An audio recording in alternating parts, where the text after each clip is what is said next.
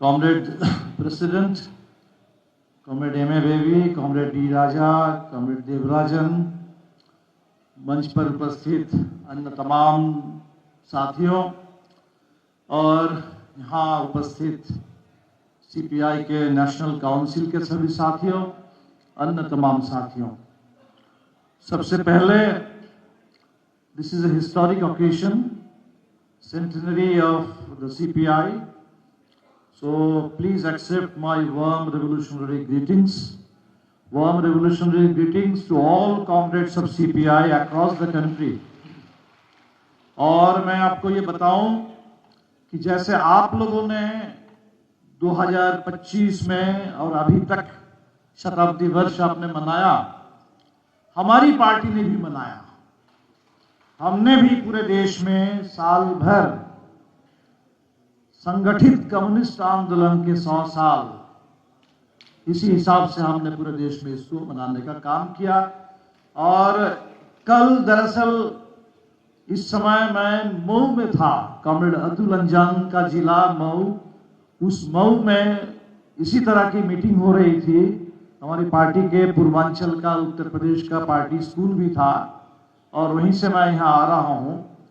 तो एक तो शताब्दी के मौके पर पूरे देश के कम्युनिस्टों को और संगठन के तौर पर सीपीआई को बहुत बहुत बधाई और क्रांतिकारी सलाम।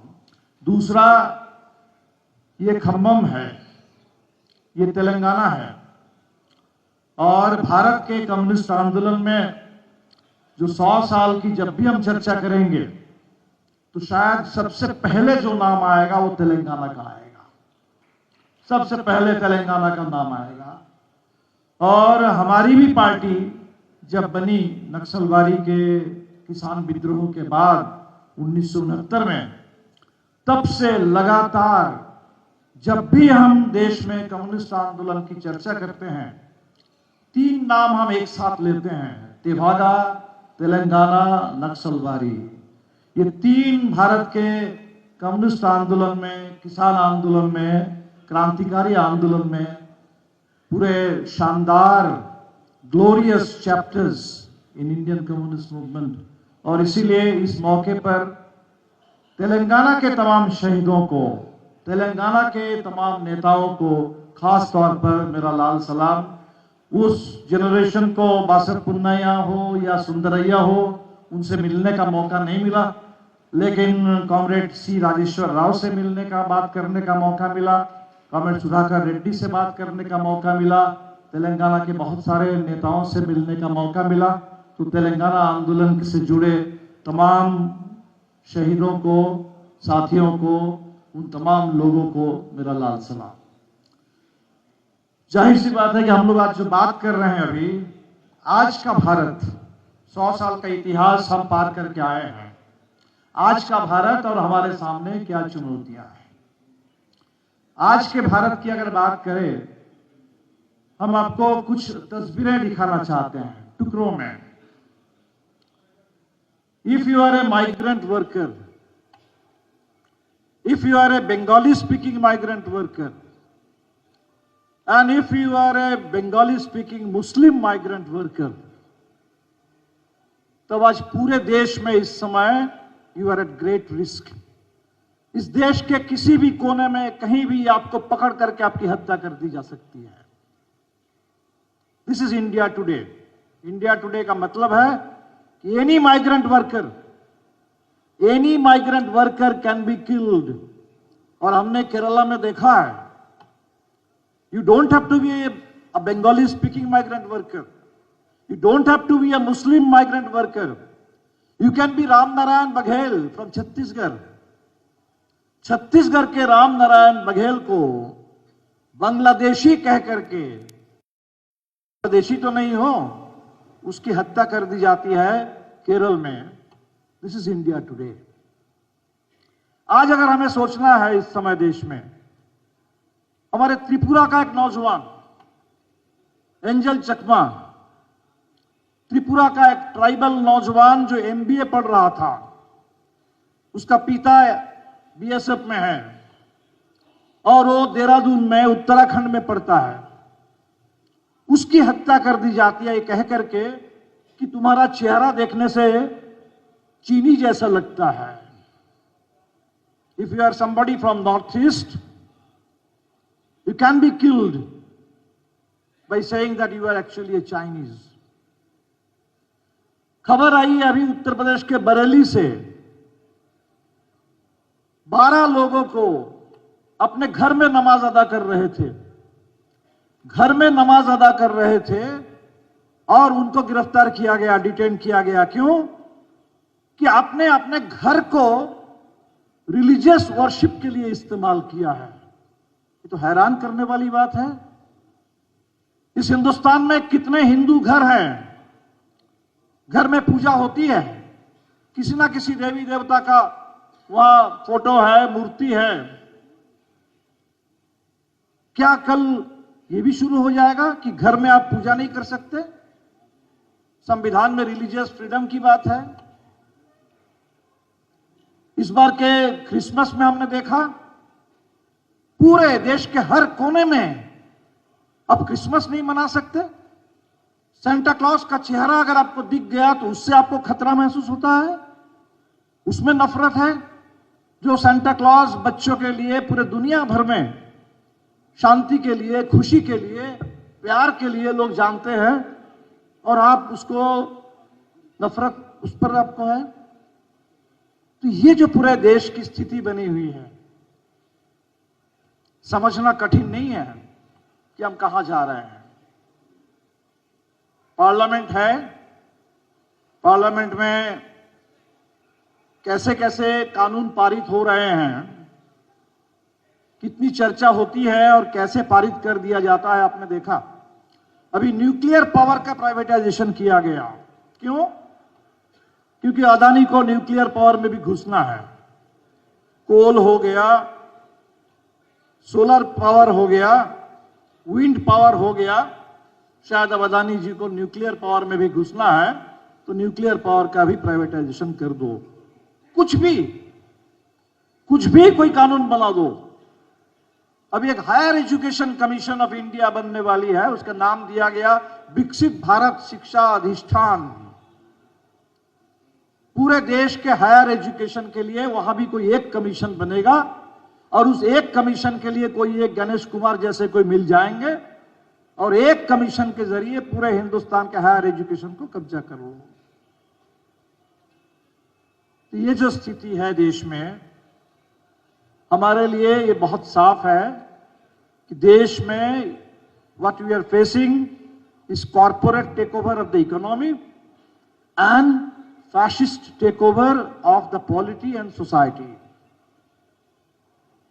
कॉर्पोरेट टेकओवर की जब हम बात करते हैं तो शायद किसी को आपत्ति नहीं होती, सबको दिख रहा है, अदानी अंबानी सबको दिख रहा है। लेकिन जब हम कहते हैं कि भारत का फाशिस्ट टेकओवर भी हो रहा है, हमारी पॉलिटी का, हमारी सोसाइटी का, तो बहुत सारे साथियों को शायद अभी भी लगता है कि शायद कुछ ज्यादा आप बोल रहे हैं। अक्सर लोग पूछ देते हैं कि भाई आप तो भाषण दे रहे हैं फांसीवाद को लेकर के, क्या फांसीवाद के जमाने में फांसीवाद पर भाषण दिया जा सकता है? तो आप तो इतना बोल रहे हैं, कहां से फांसीवाद आया? हम उन तमाम साथियों से कहते हैं, मान लीजिए हम अगर बोल रहे हैं, आपको दिखाई दे रहा है कि दीपंकर अभी भी बोल रहे हैं, कॉमरेड डी राजा अभी भी बोल रहे हैं, कॉमरेड एम.ए. बेबी अभी भी बोल रहे हैं, आपको इतना दिखाई दे रहा है, आपको ये भी दिखाई देना चाहिए कि हिडमा को जान से मार दिया गया, उसकी मां से आकर के वीडियो करवाया गया कि आप बेटा से अपील करो कि बेटा घर लौट करके आए। वो मां वीडियो बना करके अपील करती है कि घर लौट आओ, लेकिन बेटा लौट करके नहीं आता है, उसकी लाश आती है।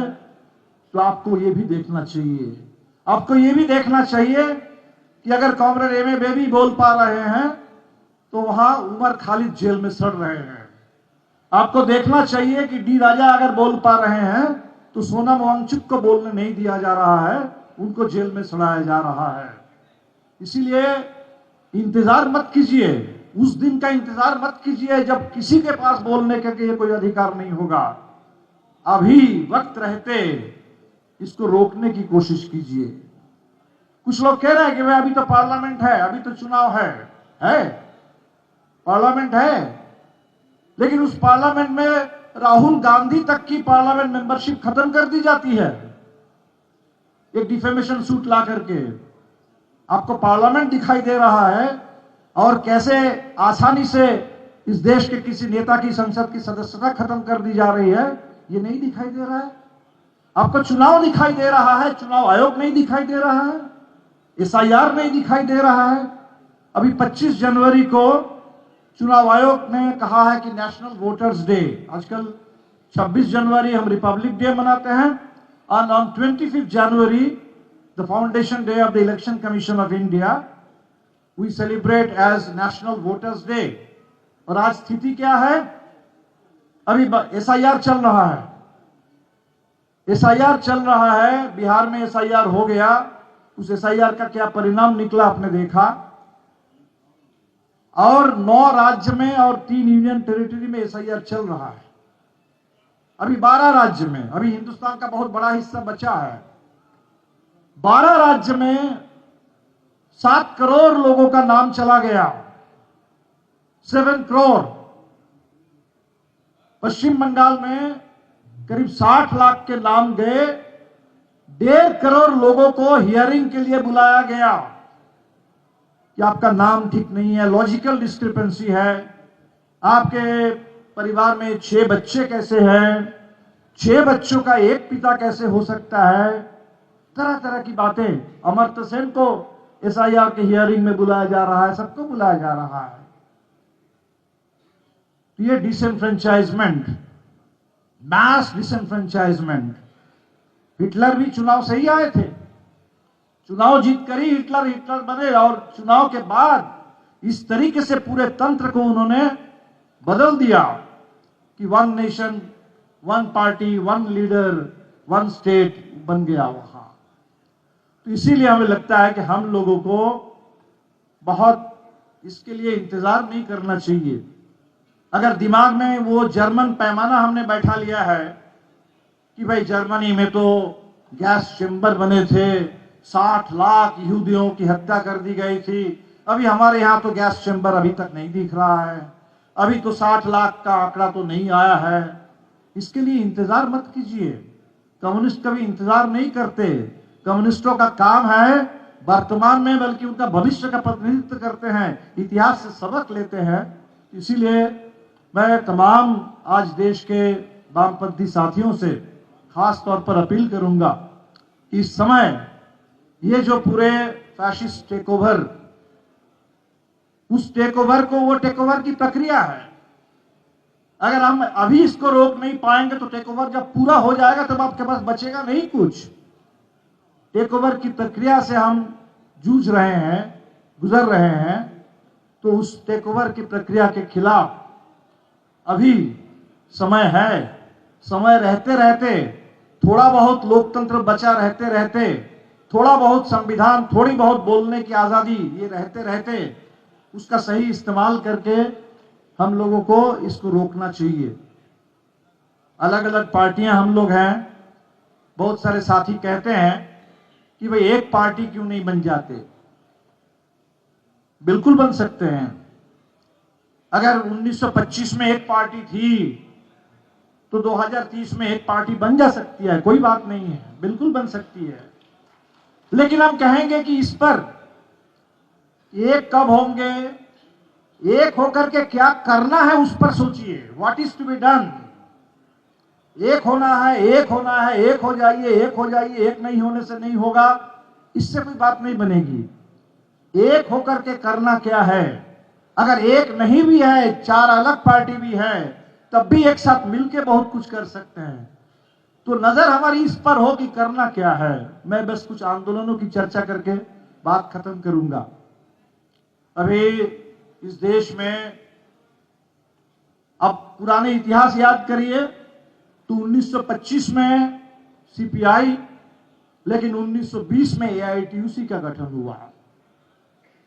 सीपीआई बनने से 5 साल पहले ट्रेड यूनियन केंद्र का गठन हुआ।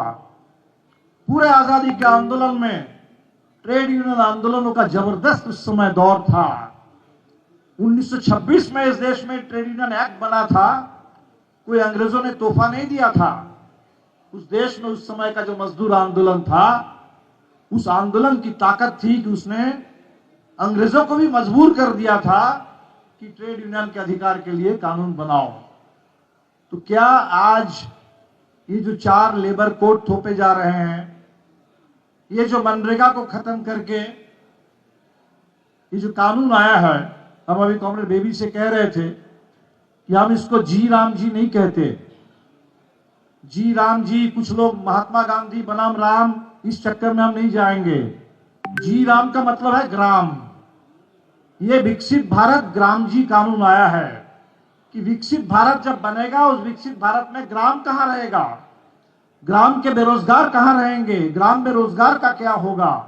तो ये गांव का सवाल है, गांव के रोजगार का सवाल है। तो क्या ये गांव के रोजगार का सवाल, ये जो आज क्या उभरता हुआ हिंदुस्तान का मजदूर, अभी इस साल के अंत में हमने देखा कि गिग वर्करों ने हड़ताल की, और गिग वर्करों की हड़ताल से कम इतनी बात बनी, वो जो 10 मिनट के अंदर आपको डिलीवर करना है ब्लिंकिट के मजदूरों को, उसमें थोड़ा पीछे हटना पड़ा है उनको। तो क्या हिंदुस्तान में आज का जो फैलता हुआ, बदलता हुआ नया मजदूर वर्ग है, उस मजदूर वर्ग का कोई उभार हम पैदा कर सकते हैं गांव से लेकर शहर तक? ये सोचना चाहिए, इस दिशा में कोशिश करनी चाहिए। आज इस देश में समय समय पर आप देखेंगे कि महिलाओं का जबरदस्त आंदोलन खड़ा हो रहा है। बलात्कारियों को खुली छूट है, बलात्कारियों को माला पहनाया जा रहा है, सेंगर को बेल दिया जा रहा है, राम रहीम को हर रोज पैरोल मिल रहा है। लेकिन हम देख रहे हैं कि इस देश में कभी निर्भया, कभी अभाया, कभी उत्तराखंड में अंकिता भंडारी, उसके बलात्कार और हत्या के खिलाफ जबरदस्त आंदोलन खड़ा हो रहा है। ये जो महिलाओं का आंदोलन है, उसमें कुछ लोग कह देते हैं कि भाई ये एक घटना है, इसमें फांसी दे दो, इसमें सजा दे दो, बस वो आंदोलन एक घटना बन करके रह जाता है। क्या हम इस देश में इस समय एक बहुत बड़ा महिला आंदोलन, क्योंकि सबसे ज्यादा अगर मनुस्मृति संविधान बनेगा, if there is a real fascist takeover, जिसके बारे में बाबा साहब अंबेडकर ने कहा था, if India is ever to become Hindu Raj, if Hindu Raj is ever to become a reality in India, that will be the worst calamity to befall.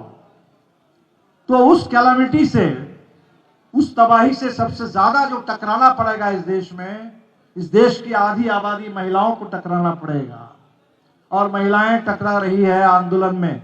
तो क्या महिला आंदोलन को हम एक पॉलिटिकल मूवमेंट की तरह, एक राजनीतिक ऊंचाई, एक बहुत बड़े राजनीतिक ताकत, इस फांसीवाद से निपटने के लिए क्या महिला आंदोलन का मुहा ले जा सकते हैं? हमारे सामने सवाल है। क्या इस देश में इस समय दलित आंदोलन और कम्युनिस्ट आंदोलन हम लोग और ज्यादा नजदीक आ सकते हैं?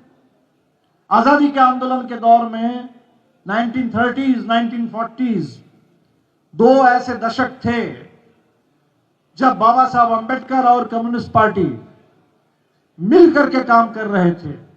इंडिपेंडेंट लेबर पार्टी बनी थी बाबा साहब अंबेडकर की, जिस दौर में बाबा साहब ने कहा था कि ये कास्ट जो है, ये डिवीजन ऑफ लेबर नहीं है, this is division of labourers. अगर वो डिवीजन ऑफ लेबरर है तो how to unite the labourers?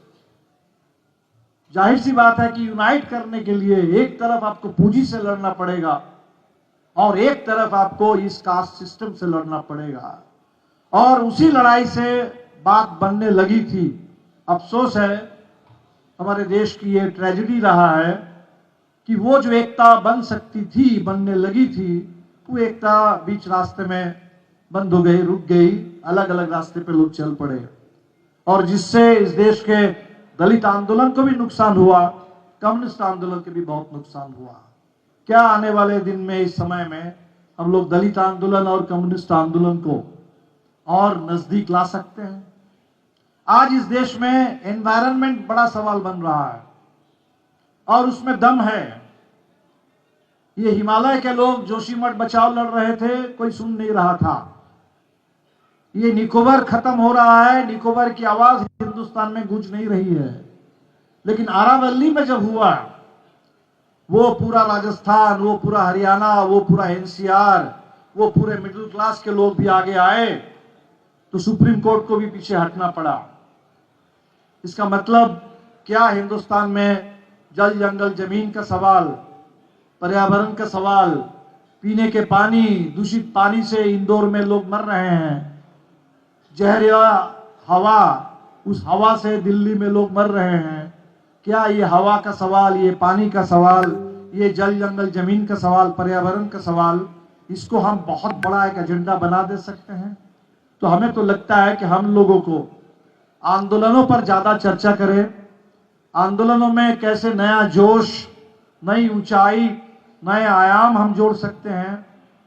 निश्चित तौर पर इसी से बात बनेगी।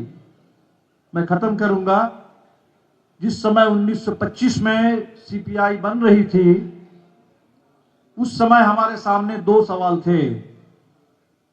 एक सवाल था कि देश में आजादी कैसे आएगी, आजादी लाने के लिए लोग लड़ रहे थे। दूसरा सवाल था आजादी कैसी होगी।